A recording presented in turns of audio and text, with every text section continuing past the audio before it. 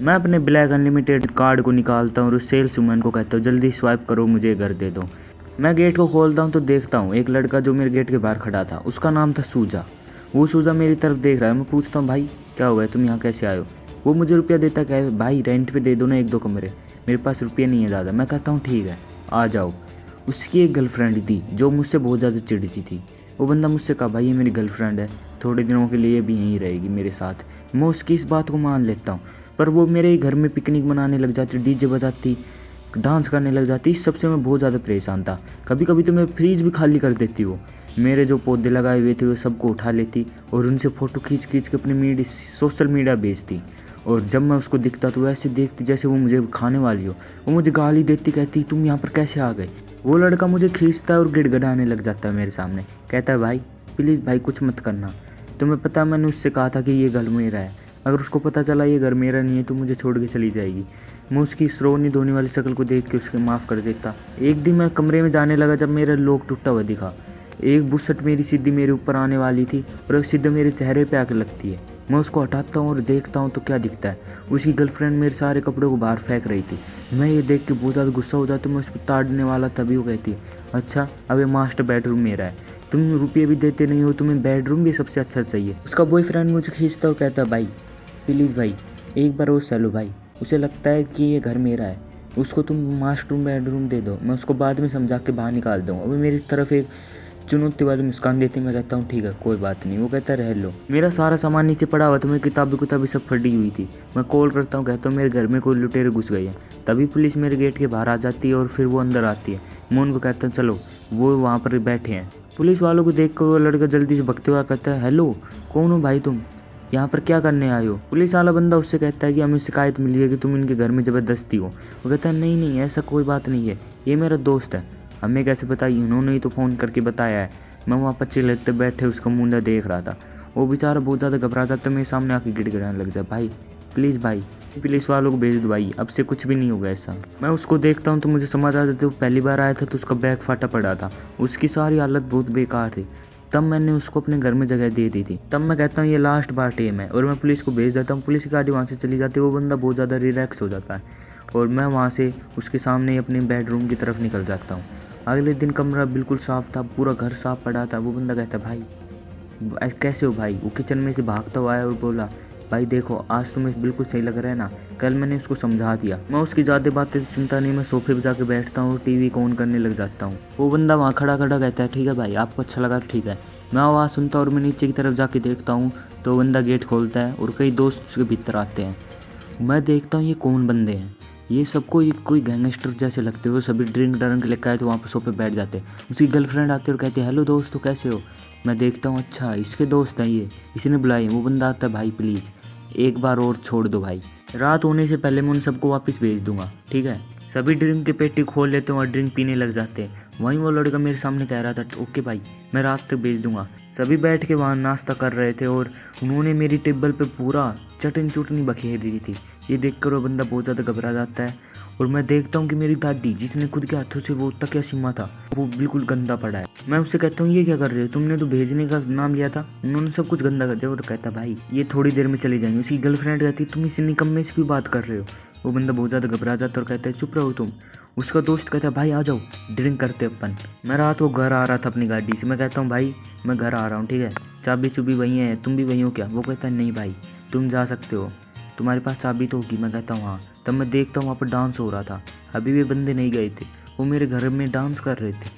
मेरी मुट्ठी बहुत ज़्यादा से बिछ जाती है। उसने कहा था कि वो चले जाएंगे। अपनी कार में से मैं घर की चाबी उठाता हूँ और फिर गेट को खोल देता हूँ। अब की बार मैं उनको नहीं छोड़ूंगा। जब मैं भीतर घुसता हूँ तो मैं देखता हूँ बहुत ज़्यादा लोग वहाँ पर डांस कर रहे थे, सारी चीज़ें यहाँ बिखरी हुई थी, सारा घर गंदा पड़ा था। मुझे बहुत ज़्यादा गुस्सा आ रहा था, ये क्या करना चाहते मेरे घर के साथ। मैं मेरी मुट्ठी बीच लेता हूँ। उसकी गर्लफ्रेंड जो पानी का गिलास पकड़े हुए मेरे सोफे बैठी थी, सभी बंदे उसकी चापलूसी करते हुए गए थे। आप ही हो, आप मेरी सबसे पक्की दोस्त हो, आपकी वजह से हमें इतना बड़े महल में आके पार्टी करने का मौका मिला। उसकी गर्लफ्रेंड के चेहरे मुस्कान दिख रही थी। मैं गेट में से सभी चीज़ें देख के बहुत ज़्यादा गुस्सा कर रहा था। उसकी गर्लफ्रेंड खड़ी होती है और मेरी तरफ आके हुए गुस्से से कहती है तुम कमीने, तुम यहाँ आने की हिम्मत कैसी हुई? उसका दोस्त कहता है ये कौन है, ये कोई तुम्हारे बॉयफ्रेंड का दोस्त है क्या? मैं इसको ठिकाने लगा दूँ क्या? आपके सामने ज़बरदस्ती करता है। नहीं ये कमीना आदमी, निकम्मा आदमी। वो सारे सुन के ये चौंक जाते क्या निकम्मा आदमी। हाँ, ये मेरे बॉयफ्रेंड के घर में फ्री में रहता है, नहीं कुछ रुपये देता और नहीं कुछ करता है, सारे दिन बस सोफे पड़े हुए सारी चीज़ें खाता रहता है। मुझे बहुत ज़्यादा शर्म आती है। वो कहते क्या, ये तो आपके घर में पड़ा रहता है और कुछ काम भी नहीं करता। एक बंदा आता और कहता भाई ऐसा कैसे चल पाएगा। मैं कहता हूँ हाथ लगाने की कोशिश मत करना, बहुत बुरा होगा। उसकी गर्लफ्रेंड हंसने लग जाती, कहते अच्छा बुरा होगा, तुम मेरे घर में पड़े हो कि सब कुछ खाते हो और मुझसे ही कह रहे हो कि बहुत ज़्यादा बुरा हो जाएगा। तुम क्या सोचते हो, तुम कौन हो, मेरे सामने तुम्हारी उच्च आवाज़ करने की हिम्मत हो रही है। मैं चाहूँ तो अभी मेरे बॉयफ्रेंड को कह के तुम्हें घर से बाहर निकलवा सकती हूँ, तुम्हारी इतनी हिम्मत कैसे हुई मेरे सामने बोलने की। वो सबको कहती है देखो देखो, यही वो निकम्मा आदमी जिसके बारे में बता रही थी, ये हमारे पैसों पे पलने वाले एक कुत्ता है और मेरे सामने भौंकने की हिम्मत कर रहा है ये। फिर मैं उसकी गर्लफ्रेंड से कहता हूँ अच्छा मैंने तुम्हारे पैसे कब यूज किए, तुमने कब मुझे देखा। वो रोने लग जाती है और कहते क्या इतना बेकार आदमी, मेरे बॉयफ्रेंड के पैसे उसी के घर में तू रह रहा है और मुझसे ज़बान लड़ा रहा है। उसका दोस्त कहता है अभी मैं इसको ठिकाने लगाता हूँ दीदी। वो कहती है हाँ मुझे क्या लेना है इससे, साले को खूब पीटना। मैं उसकी ये बात सुन के बहुत ज़्यादा मुस्कुरा जाता हूँ और कहता हूँ रुक जाओ। मैं अपने जेब में से अपना फ़ोन निकालता हूँ, तब की तब उसकी गर्लफ्रेंड आती है, मेरे फ़ोन को खींचती है और सीधे ज़मीन में देख के मार देती है, जिससे मेरा फ़ोन टूट जाता है। और फिर कहती है अच्छा तुम पिछली बार की तरह पुलिस की कहीं कॉल करना चाहते हो क्या, इस बार नहीं चलेगा। मेरी तरफ मुस्कुराती। उसका दोस्त कहता अच्छा इसने पिछली बार कोर किया था, इसकी हिम्मत तो बहुत ज़्यादा बढ़ गई, मुझे इसे ठिकाना लगाने दो। मैं नीचे बैठता हूँ और फ़ोन को उठाता हूँ और कहता हूँ बहुत हो गया। वो कहते अच्छा बहुत कैसे हो गया। वो देखती है कि मेरे हाथ में एक घड़ी है, वो उस घड़ी को मेरे हाथों से छीन लेते और कहती है इतनी सस्ती घड़ी। मैं उससे कहता हूँ ये घड़ी मुझे वापस दे दो, ये मेरे पिता की आखिरी निशानी है, इससे मेरा क्या मतलब है, ये एक सस्ती सी घड़ी है। मैं कहता हूँ सस्ती सी घड़ी तुम्हारे लिए सस्ती हो सकती, मेरे लिए बहुत महंगी है। अच्छा तुम्हारे लिए महंगी है तो ये लो तुम्हारी महंगी घड़ी। वो उसको देख के मारती ज़मीन में, वो पूरी टूट जाती है।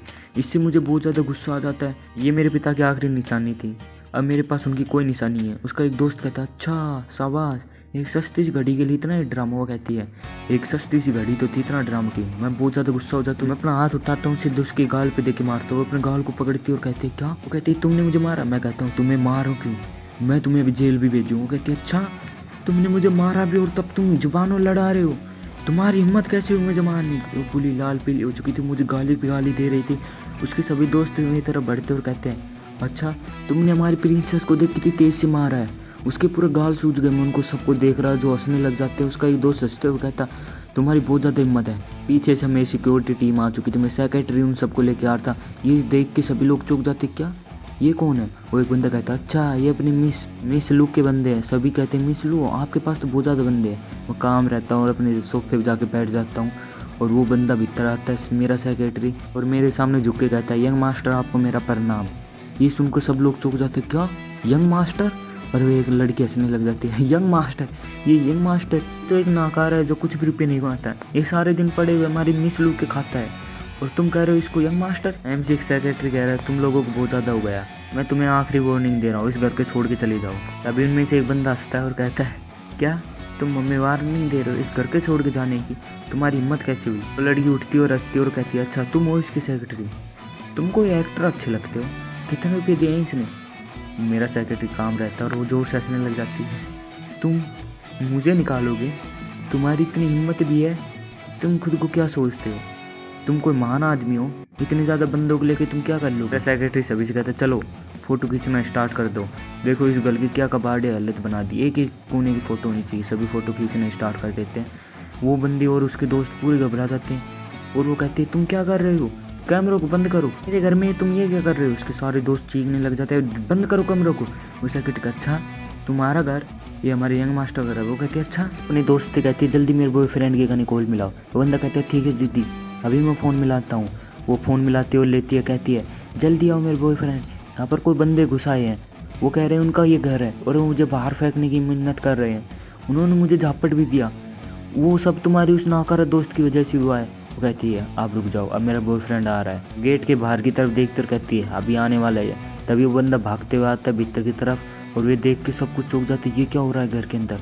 वो कहता है अब इसने ये क्या कर दिया, ये पूरा कबाड़ कर दिया इसने घर का, तो अब मैं क्या करूँ।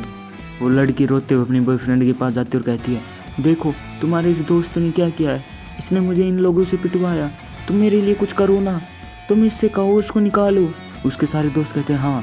वो सोचने लग जाता मैं क्या करूं। वो घबराने लग जाता, वो मेरी तरफ देखता और कहता भाई प्लीज़। वो मेरे पास आता है, वो कहता भाई प्लीज़ मेरी मदद कर दो भाई, अब से ऐसा कभी नहीं होगा भाई, बिल्कुल मैं इसको लेके अभी से वो चला जाऊँगा, तुम इस सबको सुलझा लो। मैं कहता हूँ अच्छा, तुम जब आए थे जब तो तुमने बहुत बड़ी बड़ी फेंकी थी, तुम इसको सब बता दोगे, अब तुम्हारी हिम्मत कहाँ गई। अब उसके पास इसका कोई जवाब नहीं था, वो बेचारा सोचने लग जाता और कहता भाई ऐसी कोई बात नहीं है भाई, मैं कहने वाला था। वो अपना एम से कहता अच्छा कहने वाले थे तो क्या हो गया, कहा क्यों नहीं तुमने, इसने मेरे घर का क्या कबाड़ कर दिया है, अब मैं किसको क्या मुंह दिखाऊंगा, तुम क्या सोचते हो मैंने तुम्हारी बार बार बात मानी तुम मेरे सिर पे चढ़ोगे। वो कहता नहीं भाई ऐसी कोई बात नहीं। अच्छा ऐसी कोई बात नहीं है तो क्या बात है, तुम्हारी गर्लफ्रेंड जिसने मेरे पिता के आखिरी निशाने को तोड़ दिया, तुम क्या चाहते हो मैं से मेरे घर को बर्बाद होते हुए देखूं तुम्हारे लिए। वो कहता नहीं भाई मुझे नहीं पता था ऐसा सब कुछ हो चुका है, मैं तुमसे माफ़ी मांगता हूँ। मैं कहता हूँ माफ़ी कोई ज़रूरत नहीं है। उसकी गर्लफ्रेंड बीच में खड़े हुए सोचती ये क्या हो रहा है,